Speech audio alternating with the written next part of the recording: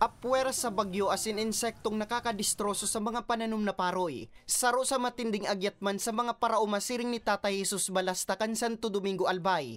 An posibleng epekto kang El Nino. Sulamenteng ang tubig na pigbubulos gikan sa pamitisan kang bulkan mayon kaya. An piglalauman niya sa saiyang umahan. Kaya in kaso man na matindi da ang magiging epekto kang El Nino ngunya na taon. Plano niyang magtanom sa naning mais asin gulay na kayang mabuhay sa mainit na panahon.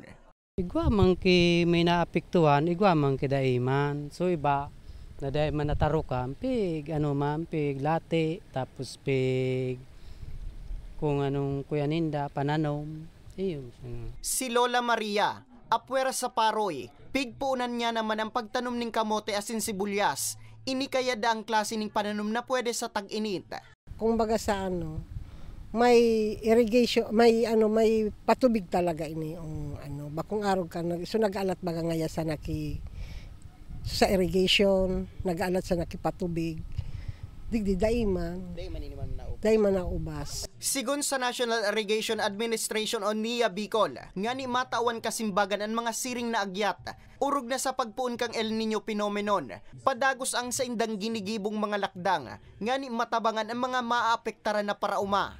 Katunayan kang nakaaging taon paninda pigkakasibutan ang paglinig sa mga kanal kan mga irigasyon, asin pagbugtak ng mga water system sa mga probinsya sa Bicol na prone sa El Nino. Kung saan padagos manindang nakakatuwang sa monitoring asin preparasyon, ang Pag-asa, Department of Agriculture, Dole Bicol, DSWD, asin iba pang ahensyas de gobyerno. Sana dito sa Kamsur, sa Albay, pero nakita naman natin na maulan. So around 2,000 hectares na lang yung naiwan. Part of Cam Norte and Kamsur yung mga naiwan na lang area. So hindi pa nataniman. So hopefully itong January makahabol pa sana na makatanim yung around 2,000 hectares po. Dugang pa ni De Vera, dakulang bagay man ang ipigtaong dugang na pondo kang gobyerno sa inda na nagagamit ninda sa irigasyon, asin pagbakal ng mga makinarya para sa pagtatanom na napapakinabangan na kang kadakla na parauma sa reyon. Approve ng Congress na budget namin as of now is 40 billion.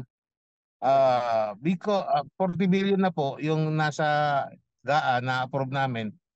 Pero meron po kami mga additional funds na through the effort ng ating APRO chairman, no, si Sir Saldi, no, talagang pinaglalaban niya na madagdagan yung funding ng NIA.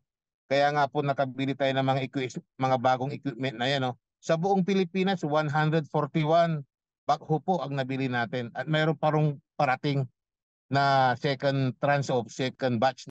Pagsisyerto kang NIA Bicol, pirmingyaw ng sendang pagsuporta sa sektor kang agrikultura, urog na ang pag-alalay sa mga Bicolanong parauma.